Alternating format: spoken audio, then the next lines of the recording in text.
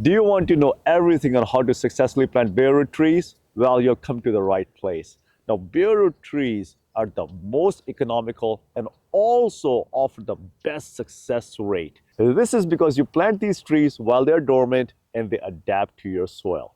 Now, when you're choosing your trees, you have to make sure you get the trees that are suited for your zone.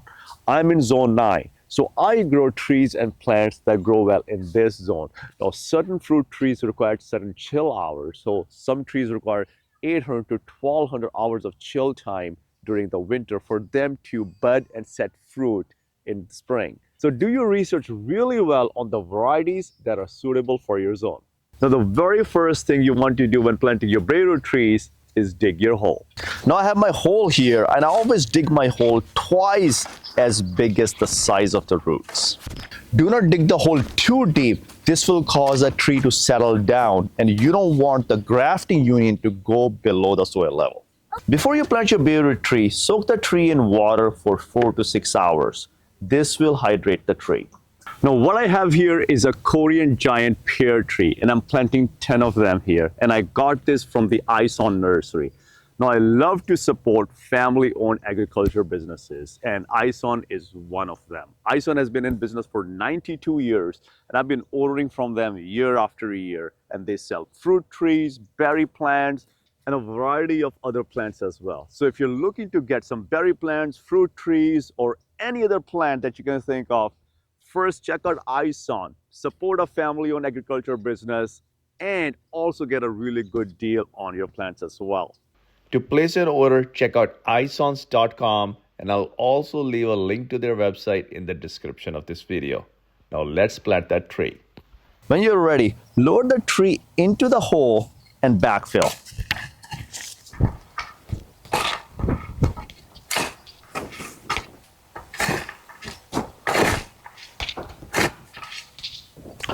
And then I always press around the tree to make sure the soil is in contact with the roots and there are no air pockets. You don't want the roots to dry out. Getting rid of all the rocks and making sure all the soil around the tree is all level.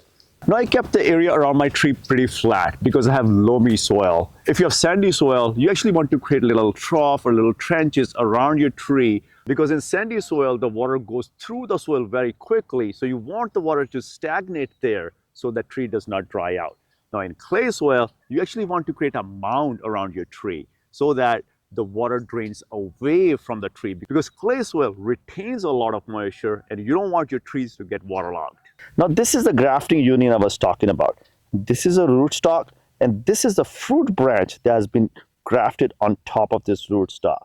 You want to make sure the grafting union is at least about 3 inches above the soil level. Grafting ensures that the fruit that you get on your tree is true to the parent plant. If you grow the fruit from the seed, the fruit that you get on your tree might not be the same as the parent fruit. This is because growing from the seed introduces a lot of genetic variations. So planting a branch from an existing tree onto a rootstock ensures it'll be exactly the same, 100% genetically identical. Now, one very important factor you want to consider when planting your trees is the location. Plant your trees where you get full sun or the most amount of sun. If you live in an urban area around houses where there are other trees, it might be challenging to find a spot that receives full sun because of other trees and houses around. So do your best to select a location that receives a lot of sunlight, especially in summer. Now, after planting, water your fruit tree thoroughly. You want to make sure your newly planted bareroot tree does not dry out. So after planting, I provide about 2 to 3 gallons of water per plant, which is about 7 to 10 liters of water per plant. Make sure the water doesn't run off. Make sure the water seeps through the ground into the roots. Now you might have noticed I did not add any compost or fertilizer in my soil when planting my bareroot tree. Now this is because I don't want the tree to get used to the highly organic compost soil around the tree and the roots will tend not to grow outwards. What I do is I plant the tree in the native soil and then after the tree establishes, I will fertilize around the tree away from the trunk of the tree. And each year I will start to increase the diameter or the radius from the trunk away from the tree so the roots start to chase the fertilizer and the nutrients. And I do the same with watering. Now, the only time I will recommend adding compost when planting your bareroot trees is if your soil is very poor. You have very poor composition of soil, you have rocks in your soil, then you can add compost, but not just where you're planting your tree.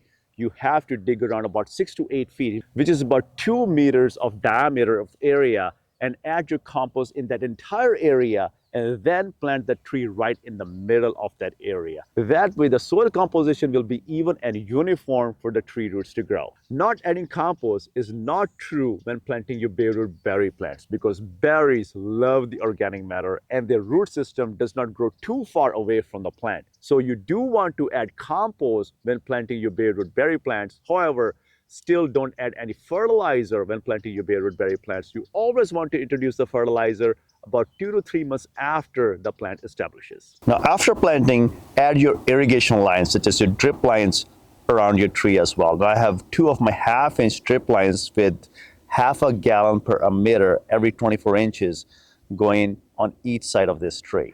So this is about 1.5 liters of water per hour per emitter, and each of my emitters are 60 centimeters apart. Now, you can also use a drip tube that's 1 feet apart, which is about 30 centimeters apart with emitter spacing, or you can use a 1/4-inch drip tube right around your trees as well. Now, I've been gardening for 18 years. I first started gardening in my backyard, and I gardened in my backyard for 12 years, and I learned a lot from it. Now, then I bought a little bit more land, and I've been gardening on a little bit larger scale.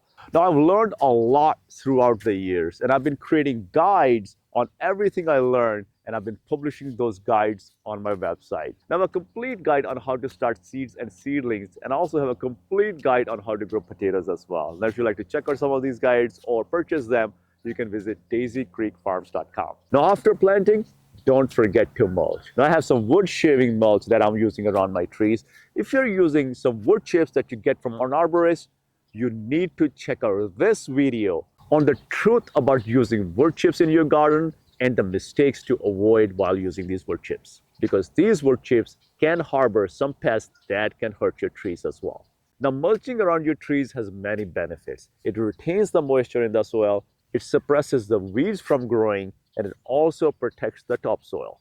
And most importantly, it also encourages microbial activity in the soil as well and makes the soil living. Also, I always keep the mulch about 2 finger widths away from the trunk of the tree, because I don't want the trunk of the tree to get suffocated or rotted or get disease. If you pile the mulch around the trunk of your tree, it's called volcano mulching, and it's very detrimental for the tree. Well, this is it. This is everything you need to know on how to plant bareroot trees. And don't forget to check out this video on the truth about using wood chips in your garden, and I'll see you in another video.